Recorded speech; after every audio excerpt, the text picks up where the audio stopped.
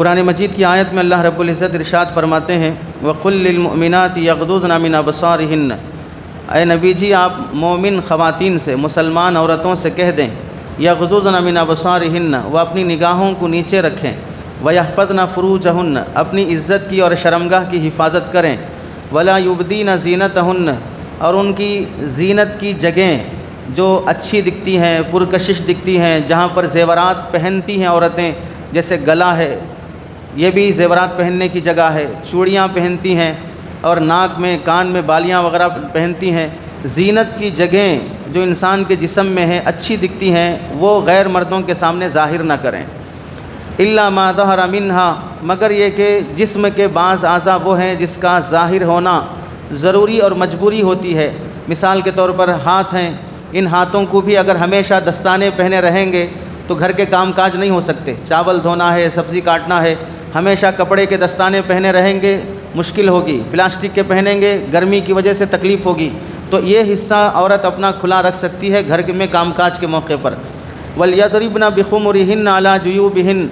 اور ان عورتوں سے کہہ دیں کہ یہ عورتیں اپنی چادریں اور دوپٹے ڈال لیا کریں، عَلَى جُيُوبِهِنَّ، اپنے گریبانوں پر۔ گریبان کا مطلب یہ حصہ جہاں پر ہم بٹن لگاتے ہیں، اس حصے پر عورتوں سے کہو کہ پردہ ڈال کر رکھیں، چادر ڈال کر رکھیں۔ ظاہر سی بات ہے یہاں سے عورت کا سینہ شروع ہوتا ہے، یہ اگر کھلا رہے گا تو سامنے والے کی نگاہ اس پورے سینے پر پڑنے کی کوشش کرے گی، وہ جھانکنا چاہے گا، اٹھ کر دیکھنا چاہے گا عورت کے سینے کو، تو یہاں عورت اپنے دوپٹہ ڈال کر رکھے تاکہ اس کی عزت کی حفاظت رہے۔ ولا یبدین زینتہن، اپنی زینت کی جگہ وہ ظاہر نہ کریں۔ اس آیت کے تحت میں حضرت عائشہ رضی اللہ تعالیٰ عنہ فرماتی ہیں، تفسیر طبری جلد نمبر 6 صفحہ نمبر 425 پر لکھا ہے، یرحم اللہ نساء المہاجرات الاول، پہل ہجرت کرنے والی مہاجرہ عورتوں پر اللہ کی رحمت نازل ہو، لما انزل اللہ، جب اللہ تعالیٰ نے یہ آیت نازل فرمائی، وَلْيَضْرِبْنَ بِخُمُرِهِنَّ عَلَى جُيُوبِهِنَّ، کہ عورتیں اپنا دوپٹہ اپنے سینوں پر گریبانوں پر ڈال رکھیں، شققن مروتہن فاختمرن بها، تو وہ اپنی چادریں پھاڑ کر اپنے اس گریبان کے حصے کو چھپانے لگیں، تاکہ اللہ کا حکم نازل ہونے کے بعد اپنے گریبان کو چھپانے کا وہ ہمارا یہ حصہ کھلا نہ رہے، اس لیے وہ چادریں پھاڑ کر چھپانے لگیں۔ چونکہ اس سے پہلے پردے کا حکم نازل نہیں تھا، کون سا حصہ دکھانا کون سا حصہ چھپانا شریعت نے واضح نہیں کیا تھا، تو اب یہ عورتیں جب پہلی بار یہ حکم سنی اور جہاں سنی وہیں سے پردہ کرنا شروع کیا، اب اگر راستے میں ہیں، کہیں دکان پر ہیں، کہیں محفل میں ہیں، ان کے پاس چھپانے کے لیے الگ سے کوئی چادر نہیں ہے، تو اپنی اوڑھی ہوئی چادر کے کنارے توڑ کر اپنے اس گریبان والے حصے کو چھپانے لگیں۔ اس سے بتانا کیا ہے؟ بتانا یہ ہے کہ وہ عورتیں جو کفر کی حالت میں جاہل بن کر بے پردہ رہ کر زندگی گزارتی تھیں، ان عورتوں کا ایمان، تقوی، طہارت، اللہ کے حکم کی اطاعت اور فرمانبرداری ایسی رہی کہ ان کو پہلی بار اللہ کا حکم سنایا گیا کہ پردہ کرنا ہے تو فوراً وہ اپنی چادریں پھاڑ کر پردہ کرنا شروع کر دیں۔ انہوں نے یہ بہانہ نہیں بنایا ابھی تو حکم نازل ہوا ہے، گھر جائیں گے، چادر سلوائیں گے، برقع بنوائیں گے، اس کے بعد سے پردہ کرنا شروع کریں گے، ابھی تو ہمیں معلوم ہوا ہے، تھوڑا صبر تو کرو۔ ایسے بہانے ان عورتوں نے نہیں بنائے، جیسے ہی حکم سنا فوراً عمل کرنے کے لیے تیار ہو گئیں، چادریں پھاڑ کر اپنے ان اعضاء کو چھپانے لگیں جس کے چھپانے کا پہلی بار ان کے کانوں میں آواز پڑی اور حکم دیا گیا تھا۔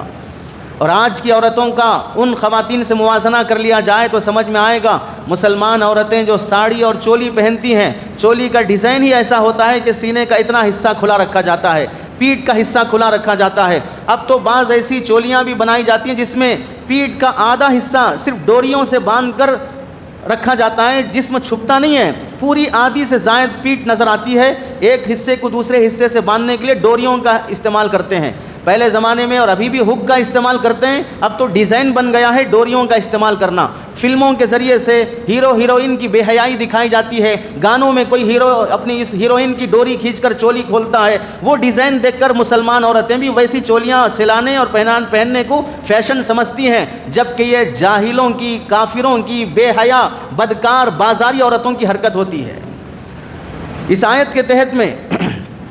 وَلْيَضْرِبْنَ بِخُمُرِهِنَّ، اس آیت کے تحت میں حضرت ابن عباس رضی اللہ تعالیٰ عنہما کی بھی تفسیر موجود ہے۔ تفسیر میں کیا لکھا ہے؟ دوسری آیت یا ایھا النبی قل لازواجک وبناتک ونساء المؤمنین یدنین علیہن من جلابیبہن،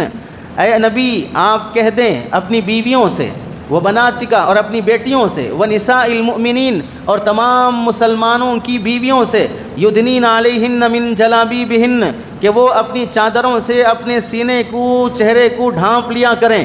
من جلابیبہن کے تحت میں علماء نے لکھا ہے کہ عورت برقع یا چادر ایسے طریقے سے اوڑھے اور پہنے کہ چادر اوڑھ رہی ہے تو چادر کا سامنے کا حصہ یہاں تک لے کے آئے کہ اس کا چہرہ بھی ڈھکے اور اس کا سینہ بھی ڈھکے، اتنا لے کے آئے۔ برقع اگر پہنتی ہے تو پورا برقع سر سے لے کر پیر تک ایسا رہے کہ اس کے چہرے کا کوئی حصہ سامنے والے مرد کو نظر نہ آئے۔ راستہ چلنے کے لیے آنکھیں کھلی رکھنا ہے تو صرف اتنی آنکھیں کھلی رکھیں اور اتنا حصہ نوز پیس اور اسکارف میں کھلا رہے جس سے آنکھوں سے راستہ دیکھ سکے، اتنا کھلا رکھ کر باقی چادر اور برقع پہن کر چلنا چاہیے۔ بعض مفسرین نے لکھا ہے کہ راستہ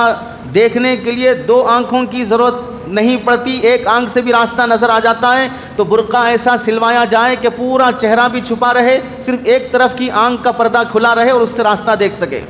اس آیت کے تحت میں حضرت مفتی تقی عثمانی صاحب دامت برکاتہم نے آسان تفسیر ترجمہ قرآن میں لکھا ہے، اس میں چہرے کے پردے کا حکم دیا گیا ہے کہ جب چادر اور برقع اوڑھا جائے تو چادر کو اتنا کھینچ لو کہ چہرہ بھی چھپ جائے، کیونکہ اب باہر نکل رہی ہو تو باہر غیر محرم مردوں کی نگاہ تمہارے چہروں پر پڑے گی، اس لیے اس چہرے کو چھپا کر باہر نکلو۔